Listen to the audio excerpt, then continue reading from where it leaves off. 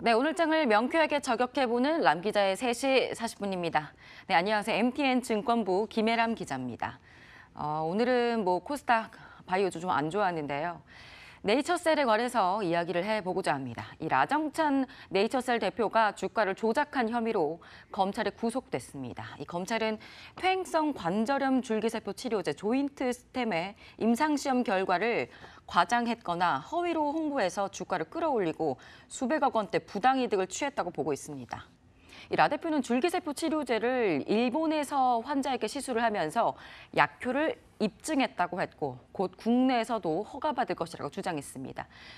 네이처셀 주가는 지난해 5,000원에서 6,000원 사이에 있었다가 올해 3월 62,000원대까지 치솟았습니다. 그런데 라 대표가 일본에서 약효 입증을 했고 국내 허가를 주장했던 바로 그날 식품의약품안전처가 임상시험 결과를 신뢰할 수 없다면서 허가 신청을 반려했습니다. 이 네이처셀은 3일 후에 공시를 했고 주가는 급락을 했습니다. 문제는 이 라 대표가 주가 조작 혐의로 검찰 조사를 받는 게 처음은 아니라는 점입니다. 이 라 대표는 지난 2001년 알바이오의 전신인 RNL 바이오를 설립했지만 2013년 배임 및 횡령, 주가 조작 등의 혐의로 구속이 됐습니다. 결국에 2015년 징역 3년에 집행유예 4년을 선고받았고 RNL 바이오는 상장 폐지당했습니다.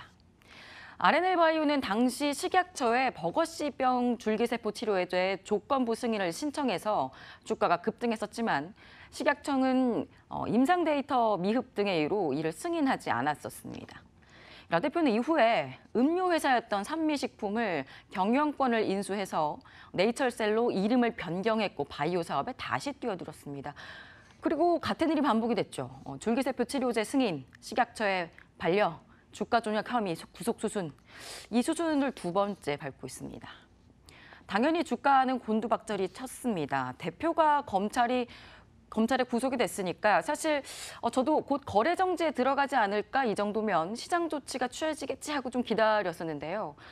그런데 단 30분 동안 일시 거래 정지에 들어갔을 뿐 장기간 거래 정지에 들어가거나 관리 종목에 지정되지 않았습니다. 30분 동안 거래 정지에 들어갔던 이유는 이 회사 중요한 공시한 내용이 있으니까 투자자들이 생각하고 판단할 시간을 준다. 이 정도의 시간인 겁니다.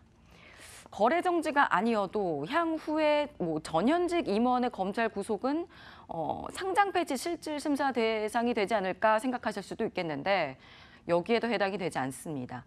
왜냐하면 라정찬 대표의 문제가 회사 전체의 문제가 아니라 대표 개인의 이익을 취한 문제이고 대표 개인에게 처벌만 하면 된다라는 게 한국거래소의 입장입니다. 분식회계나 횡령배임은 회사 자체가 대규모의 부실을 숨겼거나 자금이 외부로 빠져나가는 등 경영상의 문제로 볼 수 있는데 주가 조작은 회사 경영의 문제가 아니다라는 거죠. 그런데 이 라정찬 대표의 네이처셀 주가 조작 혐의에 대해서는 조금 다른 잣대도 필요하지 않겠냐라는 주장들도 힘을 얻을 만합니다. 이 회사의 실질 최대 주주이자 CEO가 회사 경영산에 문제가 있다는 것에 준할 정도의 행태를 보였기 때문입니다. 이 네이처셀 주주 구성을 좀 살펴보면요. 바이오스타 코리아가 21.19%, 알바이오가 2.39%, 라정찬 대표가 0.33%로 구성이 돼 있습니다. 이 최대 주주인 바이오스타 코리아를 보면 바이오스타 코리아의 최대 주주는 또 92.05%로 알바이오입니다. 그 다음이 3.67%를 가진 라정찬 대표입니다. 그렇다면 또 알바이오의 최대 주주는 바로 라정찬 대표입니다. 이 네이처셀을 바이오스타 코리아를 통해서 또다시 알바이오를 통해서 라 대표가 다시 이렇게 지배하고 있는 구조입니다. 한 금융투자업계 관계자는 단순하게 개념적으로만 보면 회계장부 부풀리기나 회사 경영의 문제를 일으킨 건 아니지만 전력이 있는 최대 주주이자 대표의 주가 조작 혐의로 인한 검찰 수사에 대해서는 시장 관리 차원에서 후속 조치를 취해야 하는 것 아닌가라고 말을 했습니다. 실제로 코스닥 시장 상장 규정 제29조 매매 거래 정지 및 재개 항목의 5항을 보면 일일이 열거하지 않았지만 일일이 열거한 거에 해당이 되지 않는다고 하더라도 투자자 보호를 위해서 거래소가 필요하다고 인정하는 경우라고도 명시가 되어 있는데요. 한 한국거래소 관계자도 사태 처리가 좀 수습이 된 이후에는 논의가 좀 필요한 사항인 것 같다라고 말을 하기도 했습니다. 이 규정에 대해서요. 한국거래소 시장감시위원회에서 주가 이상 흐름을 파악하고 패스트트랙으로 검찰이 신속하게 이 사건을 넘긴 것 잘한 일이지만 이틀 연속 급락세를 보인 종목에 대한 조치에 대한 아쉬움은 좀 남았습니다. 물론 최대 주주와 CEO의 전력이 있다는 점을 알고 투자를 했어야 현명한 투자 판단을 하셨던 거겠지만 투자자 입장에서는 손 놓고 지난 이틀 연속 급락세를 견뎠어야 했을 테니까요. 또 오늘 네이처셀 충격에다가 신라젠 임상 실패와 유상증자설까지 나돌면서 바이오즈 위주로 급락세가 펼쳐졌고 코스닥 지수 800선 아래로까지 내려갔었습니다. 지성권 신라젠 부사장 사퇴가 임상 실패로 연계 해석이 됐었고 유중설까지 함께 나돌았는데요. 이에 대해서 신라젠은 홈페이지 입장문을 통해서 회사의 핵심인 임상은 문제없이 진행되고 있고 유중 루머도 사실이 아님을 분명히 밝힌다고 올렸습니다. 바이오주 루머, 또다시 급락, 이에 대한 해명, 이 패턴이 상반기 너무 여러 번 지속이 되는 건 아닌가 싶은데요. 바이오주 옥석거리기가 진정 필요한 시점이 다가오고 있는 것 같습니다. 네, 이번에는 내일장 핫플레이어를 만나보겠습니다. 전문가들이 꼽은 내일장 핫플레이어를 보시죠. LG전자, JTC, DA테크놀로지, 해성DS, SK하이닉스 이렇게 5개 종목을 전문가들이 내일장 핫플레이어로 꼽았네요. 네, 목요일인 오늘은 유한타증권 서울역 지점 추장훈 대리 연결돼 있습니다. 네, 안녕하세요. 네, 안녕하세요. 추장훈 대리입니다. 네, 내일장 핫플레이어로 해성DS 꼽은 이유는 어떤 건가요?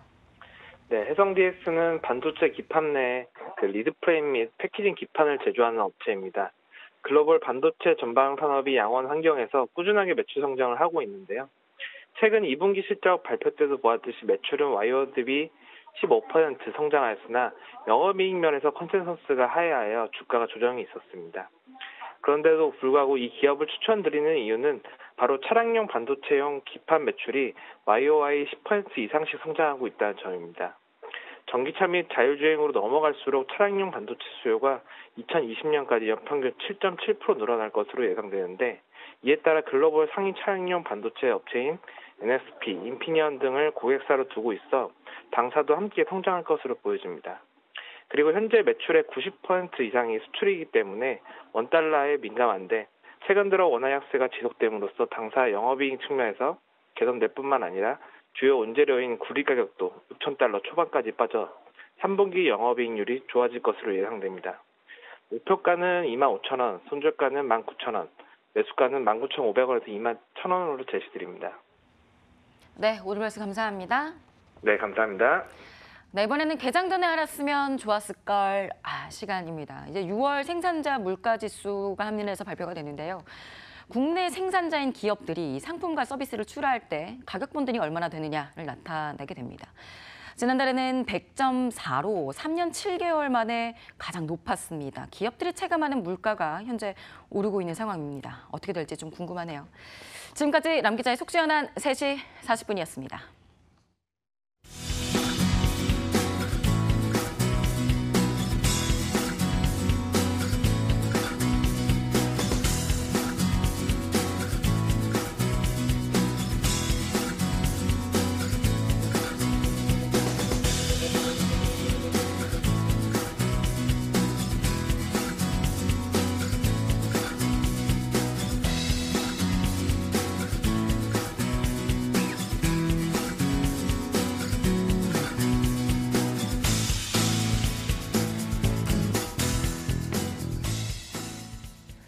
이제 어느덧 금요일 그리고 주말이 다가왔습니다. 한 주가 또 이렇게 흘러가는데 참 어렵죠.